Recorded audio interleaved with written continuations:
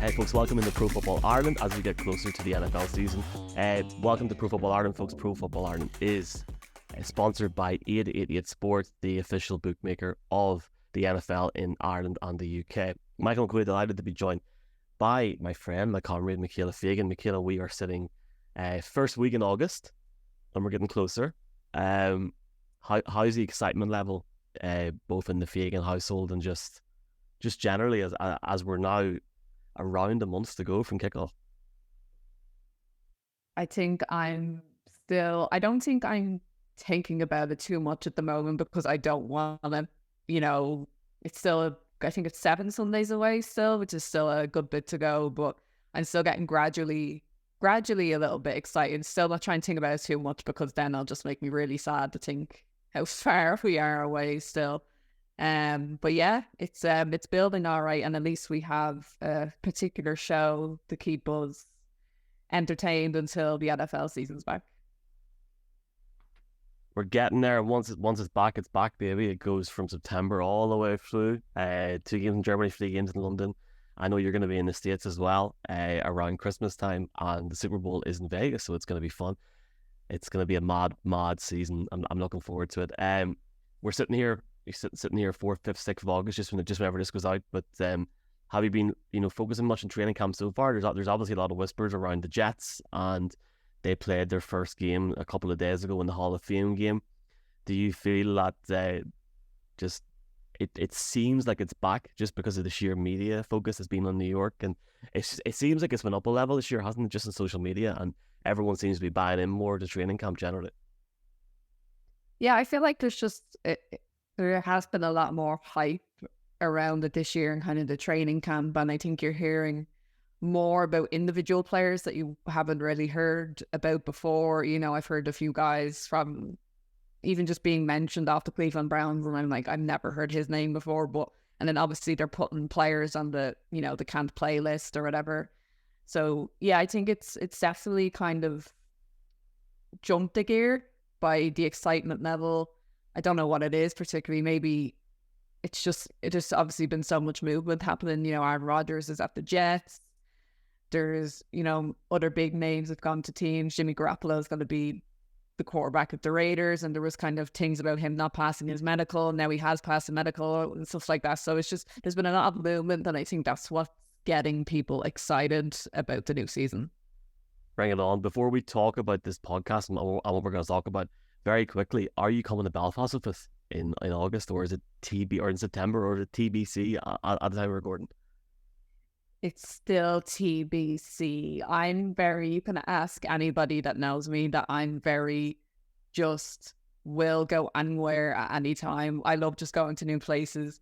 We're literally going this weekend I can't tell you where we're going in case my girlfriend listens to this, but me and my friend are bringing her away and she does not know where she's going. I'm presuming it's not an NFL preseason game, but next year. People wonder why I'm asking Michaela that really random question. It's because we are in Belfast. We're bringing Jason Bell over on the 3rd of September, Sunday the 3rd of September, the Sunday before the season starts, in the Mac Theatre. And a few days before that, we're bringing Christian Scotland Williamson, who was with the Steelers a few years ago, to Dublin on the 31st, which is on a Thursday night in the Woolshed. There is only capacity for 80 people on that Thursday night in Dublin, so if you do want to go, do check the link out in the bio. JBL, there's over 180 people going already, and it's a little bit crazy in a good way. We're really excited for it, and no matter where I see Michaela, it'll definitely be a good crack over the next few weeks. We're finally getting there. Now, I'm glad we're having this podcast though, because I wanted to talk to me about this for a good while, and it's been out for just under a month now, and it's that quarterback show on Netflix. Like, it's for anyone wondering, or for anyone that's been living in a bubble over the last few weeks, this has been like the perfect thing that's come out. Cameras followed 3 quarterbacks around last season, the whole season, in terms of the ups, the downs, the journey throughout the season, and they followed around Patrick Mahomes, Marcus Mariota, and Kirk Cousins. 3 guys that have very, very different seasons. Before we talk about it, and talk about it in a little bit more detail, what did you think of the show, Michaela? Because for me, I think sometimes Hard Knocks can be very stop-start. I think the Lions last year was excellent. We've obviously seen, or will see this week with the I think the release of Hard Knocks for the Jets on August the 8th. I think we should have a podcast on that, by the way. That could be like a different thing we should do every week. Copying Colleen Wolfe there and around the NFL crew. But it just seems like I get really pessimistic with these shows because it seems like filler sometimes. But then whenever I started watching this, it was like, this is 10 out of 10. The way they made it, it just turned the whole season into like a storybook. A little bit, Michaela, like that Formula One Drive to Survive show or something where people can just tune in at any time and they feel like they're up to date. Yeah, no, I always think when Netflix are in charge of these shows, they're always going to be really good. And then Peyton Manning's production company was behind it as well. So, you know, they had somebody who had close ties to the NFL. He's one of the greatest quarterbacks to play the game. It was always going to be good. I loved the Netflix American football series. They did, they've had a few now. They focused on the one in when they were at community college. What was that called? Was that on Netflix? Because you're putting me to the test now. I know there was a few. There were some on Amazon. So it was like, you know, the All or Nothing series. I haven't got the one on Netflix because I haven't watched it. I've only watched this one year. But I will certainly look at it for the bio.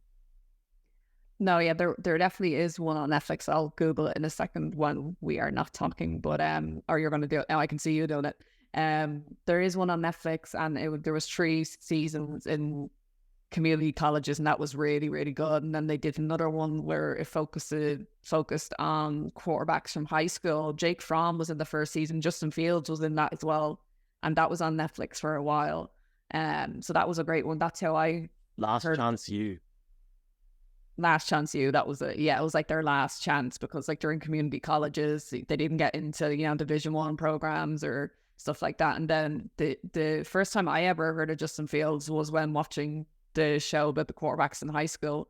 So they do make really good quality content, or they do get in the quality content if it's made by somebody else. So I always knew the show Quarterback was going to be good, especially the caliber they got on it. I wasn't really excited about Marcus Mariota, because, you know, he's not a top quarterback, but Kirk Cousins and Patrick Mahomes are, and they're very lucky they got Patrick Mahomes as well, considering, you know, he's the best and he won the Super Bowl last year. So once they had him, I think it was always going to be a success.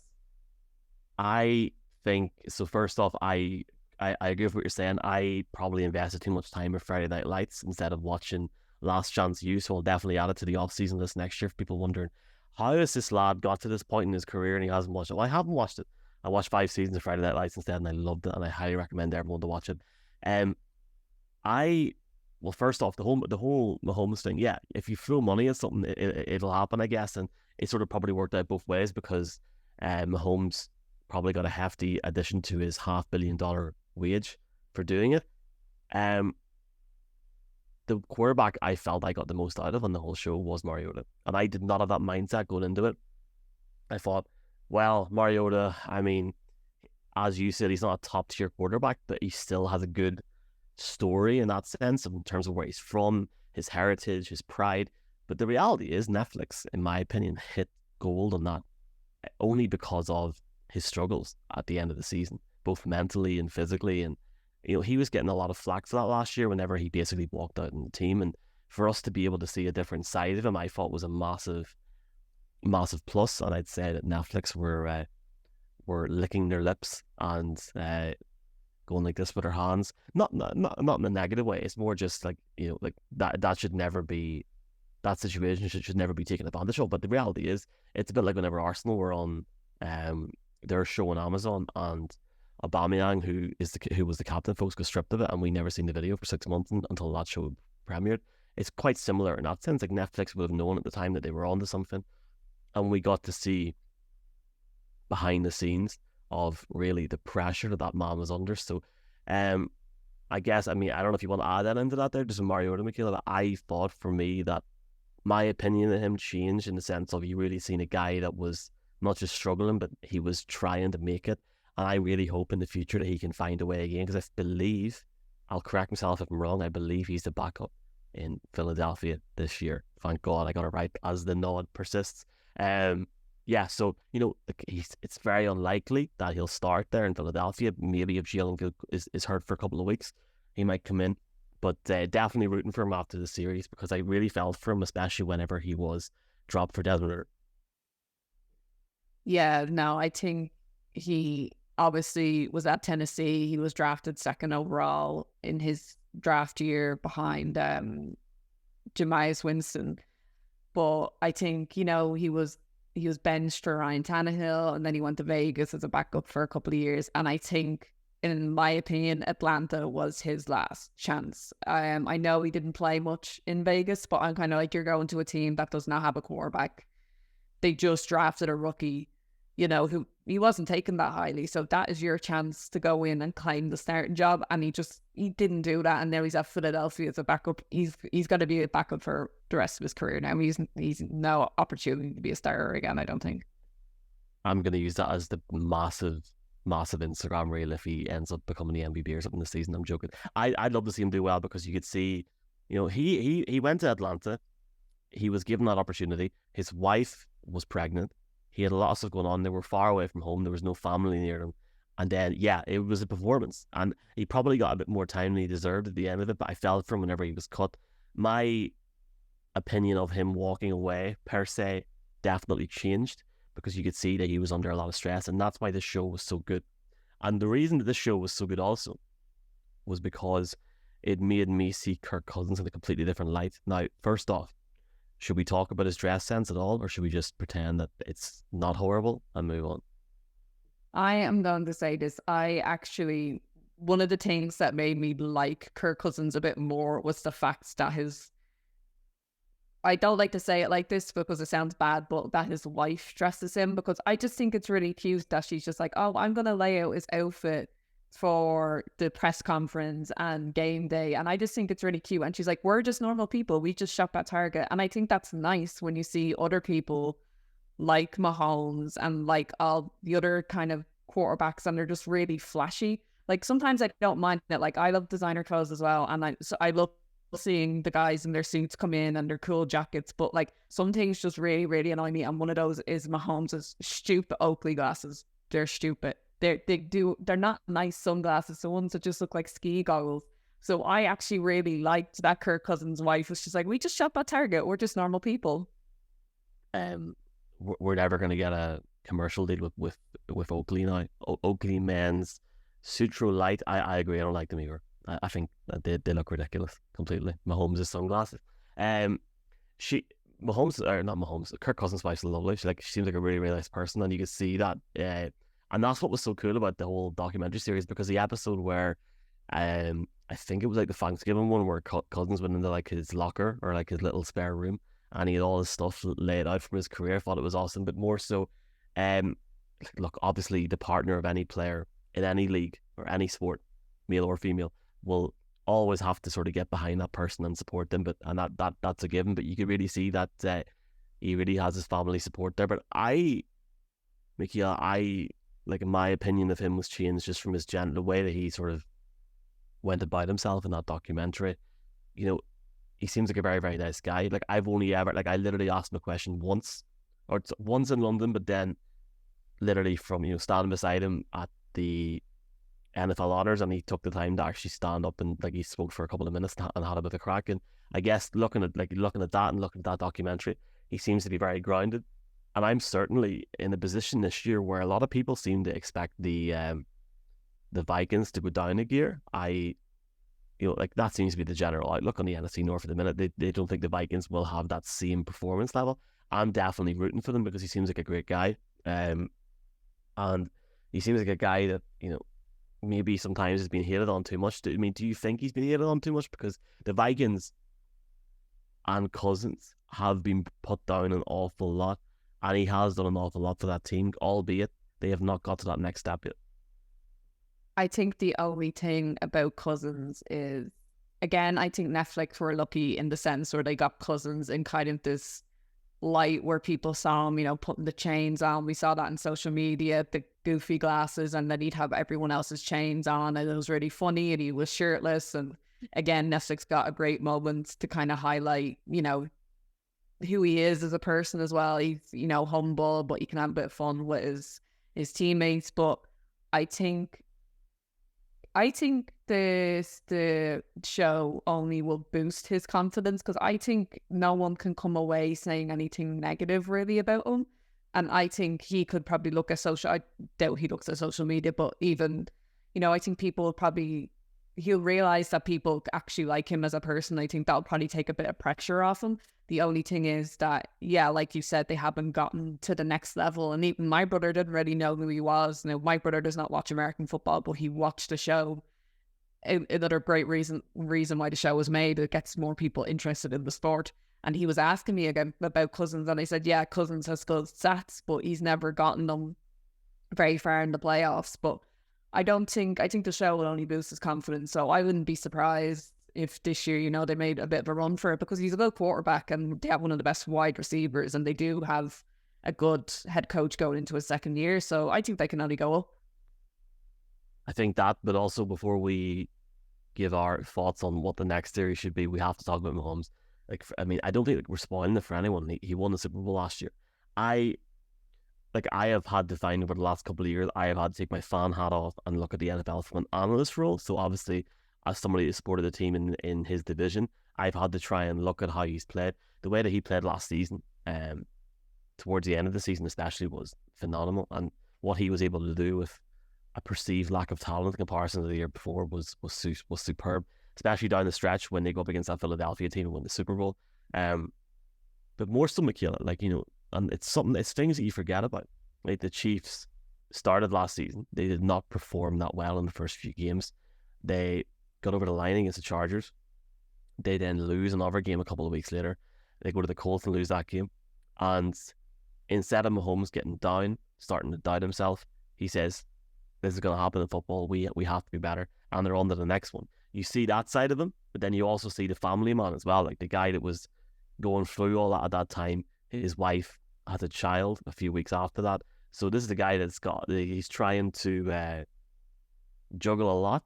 Seems like a nice guy. I can't say anything negative about him. And he's a hell of a football player. And, for me, and we'll talk about this in a wee second, I'd love to see him on the show again next year, because I feel as if, obviously, they're going to be up there every year, but he's just such good value to watch and to listen to, especially over a season.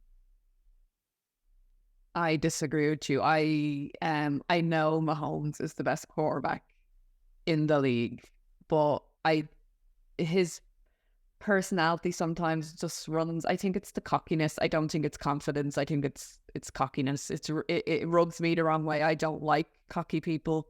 That's why I liked Cousins so much, is because he's humble. And obviously you can be confident if you're you're that good. Like, that's what my brother said. He's that good. He deserves to be like that. And I'm kind of like, just have a little bit of humbleness. It's one thing I don't like about the Kansas City Chiefs. So I personally wouldn't like to see him on a next season. I think he's got a season. You don't want. I think people will resent them even more if he was always on it or something. Like, I know he's won the Super Bowl twice, and he's probably going to win it.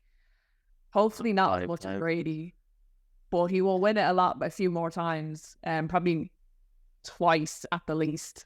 But I think you need to get another quarterback on, like Josh Allen, or I'm sure we're going to talk about it in a few minutes, who we'd like to see on it. But no, I would not like to see Mahomes on it again. I can only handle so much. I can see your viewpoint, but I fully feel like he has to be that cocky. Like, he has to have that mindset.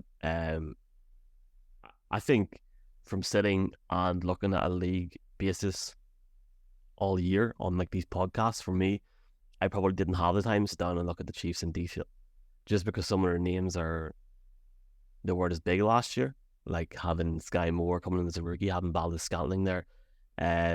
Sorry, not Valdez-Scantling, having Sky Moore, but then also having the defense as well. Some of the names that left, they played as good last year, heavily relied probably more on Travis Kelce than they needed to, but they were a hell of a football team, which obviously resulted in the championship. But I feel like he has to be cocky. I was impressed with how he managed everything. He genuinely seems like a nice guy. Pain's a bit sad, Michaela. So I get what you're saying. More power to him and his family. They're out there.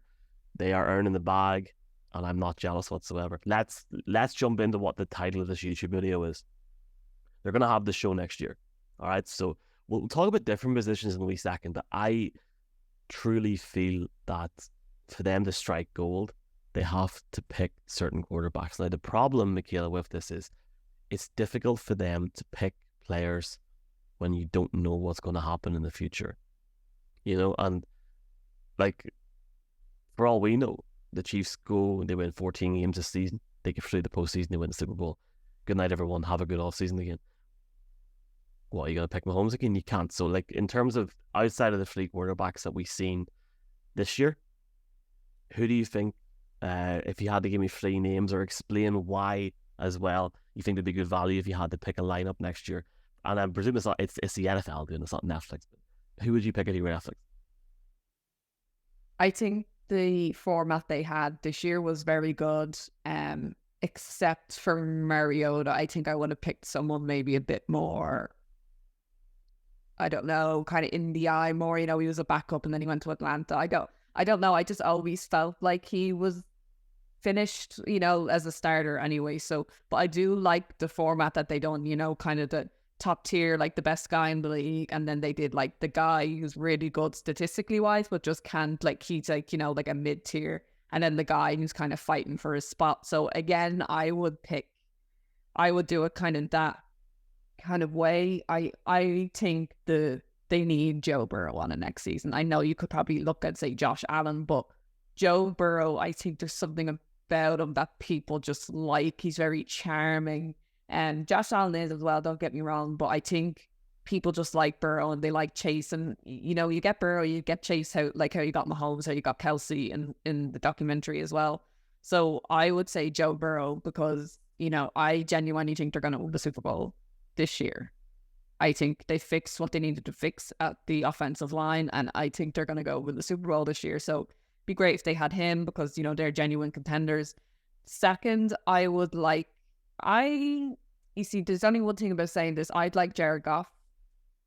I think he's, in LA, I didn't really rate him very highly, but since he's gone to Detroit and he's kind of proven that, like, he's one of the best. He can be one of the best in the league, as his stats have proven last year.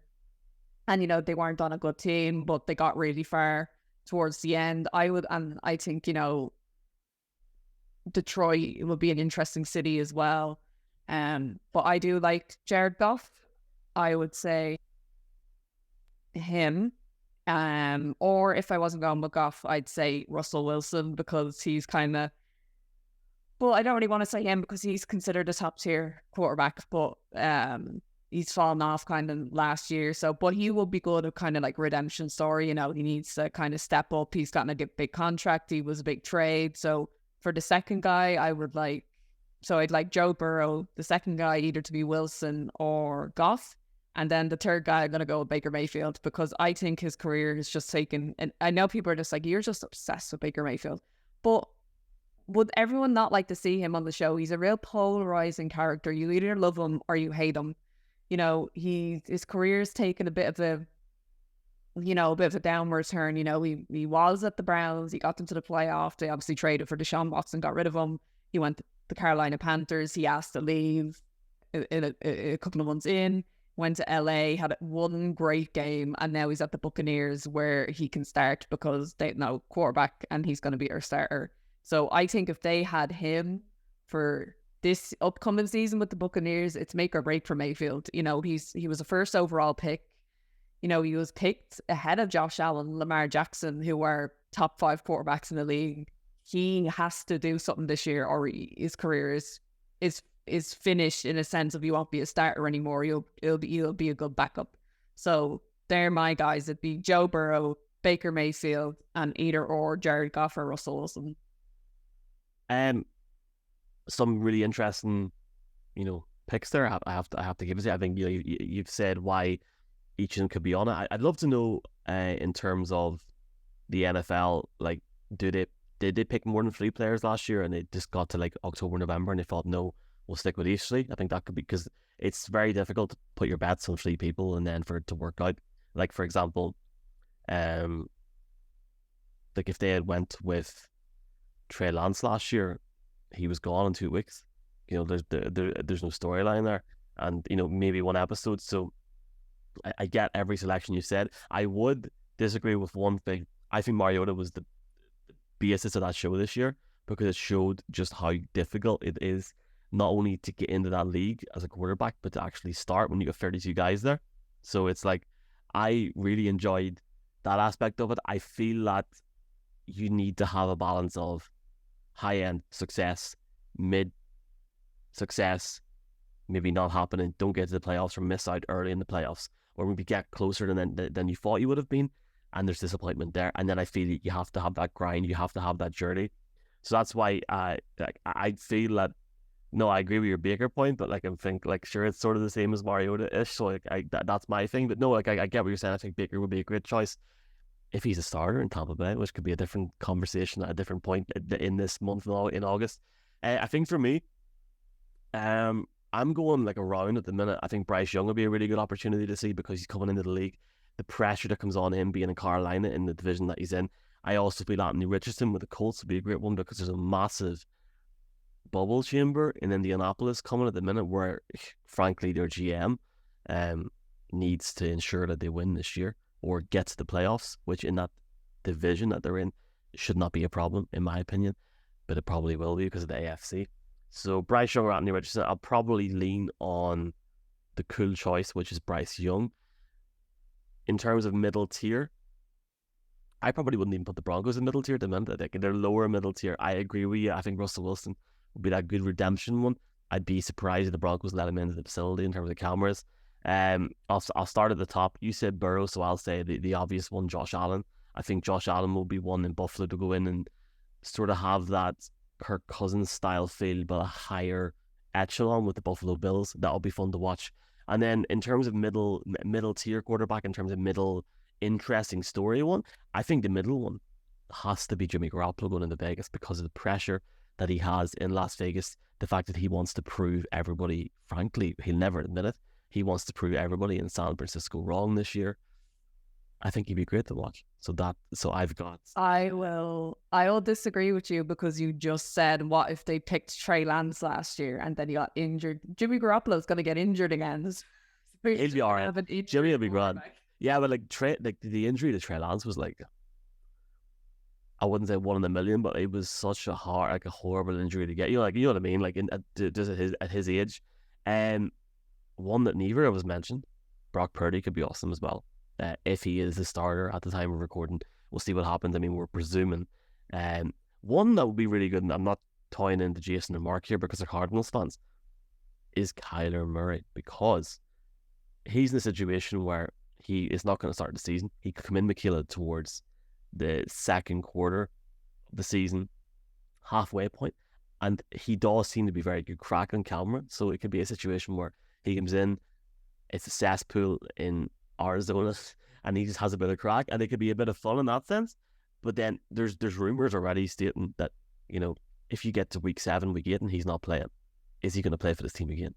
That's the conversation. So I feel that they may put cameras around 4, 5, 6 people, and then they may choose 3, or maybe they might go with more than 3. I don't know. We'll find out. Let's end this podcast because you're on your lunch with one final thing. If there was any other player outside of a quarterback, who would you like to see on the show if they focused on different positions? I think they could do it. They could do it in April, May, June, July, 4 seasons. 2 defense, 2 offense. I'm going to say tight ends. I want to see Travis Kelce. No, please don't subject me to Travis Kelce. He's just as cocky as Mahomes. He's the best. He's the best in the position by a country mile. He's so good to watch. Do you know what I mean? Like, it's easy to say Travis Kelce, but who would you put as the other two? Because I feel like they're not as. Mark Andrews maybe is a top one. I think Mark Andrews could be good crack, but I think anybody that went to tight end university, maybe instead of Mark Andrews, George Kittle, and then you can go lower down. You could maybe go with like Noah Fant if he picked up somewhere. You go with like a redemption story. You go with a tight end that's just been drafted. I don't think they'll do it with different positions, but is there any other position that you'd like to see one person? I would like, so I think it's easy to say there's obviously 2. I think one of the biggest positions after quarterback is defensive end, and you got a lot of guys there. You know, you've got You've got Miles Garrett, you've got, Aiden Hutchinson, you got a lot of young guys, Chase Young could be a redemption one as well. He's a second overall pick after Burrow. He's had a few injuries now. There's talks of trading him. So I think defensive end, they have a lot of people to pick for as well. And I'm pretty sure he's a defensive end, but Carl Nassib, who was the first openly gay player to play in the league. Now, I don't think he's been picked up by anybody. He finished with the Buccaneers last year. He was on a 1-year deal. So I'm not sure if he's been picked up again, but he'd be an interesting just in terms of, his whole storyline and just his whole storyline and kind of educating people, because I feel like NFL fans aren't, I think, they would need kind of education on, being, gay in the league or being a gay fan. It's a very kind of, they take it as it's being political, but I think it's just, being educated and just kind of being a decent person. So I think he'd be good to have in it if he was playing. And then other than defensive end, I would just say wide receiver, but not because it's an easy position to say. Like, obviously you can have so many people, but because I would love to see one person on it, and that's DK Metcalf, because he's one of the best receivers in the league. He's in an interesting place in the Pacific Northwest in Seattle, but also if you like watching stuff like Quarterback Go and watch, there's kind of like a rookie kind of documentary they do, the lead up to the draft. I think DK Metcalf was on it with KJ Hamler, and then the guy who got drafted by the Patriots in the end, I can't even remember his name because he was drafted for Antonio Brown. He was drafted for DK Metcalf. I think he was the last pick in the first round by the Patriots. I can't remember his name. You're putting me under pressure now. But yeah, I'll come back on that name. I'm panicking now. I can't remember, but anyway, he was picked before a load of like wide receivers who are going to go on to have amazing careers, and he's just kind of like floating around. But if you watch that kind of documentary, DK Metcalf is hilarious, and he's just, you see him going into the room with Seattle and they asked him to take his shirt off or something, or he came in with his shirt off, and he's just, and then when he cried when he got drafted, I think he'd be really, really good. And is this in Keelhari, or is that too? It's not in Keelhari. It's not in Keelhari. It was him, the Keelhari, yeah. I agree with what you're saying about Carl Nassib. He plays not just defensive end but offensive tackle as well. For people wondering, I feel that's a story that has to be has to be told. Like, if you look at the Cardinals tight end, oh my god, this is when I know I need to end this podcast because I'm forgetting names already. We're going to play for Colorado. No. Oh my god. Here we go. As I go. How bad am I at multitasking here? What do you call him? I've lost the name. Trey McBride. Both his parents are part of the LGBTQ plus community. Sorry, folks. There was a great documentary on him. I think he grew up with having two mums. I think like a documentary like that would probably be better for a focus instead of putting it on a show where it just talks about it for 5 minutes. There is a great documentary on NFL Network on Carl. It's on YouTube. Check it out, folks. This is a fun podcast. We are sitting 3 to 4 weeks out, and then you want to see in the next month in this league happen, or are you just happy enough to wait and just get ready to go? I am happy enough.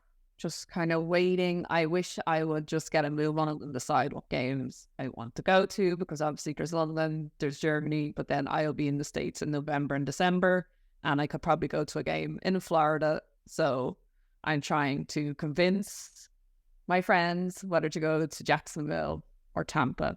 So that's the only thing I want to do, is sort out, just know which game I'm going to. But other than that, I'm really, really excited for kickoff, of course, as everyone is.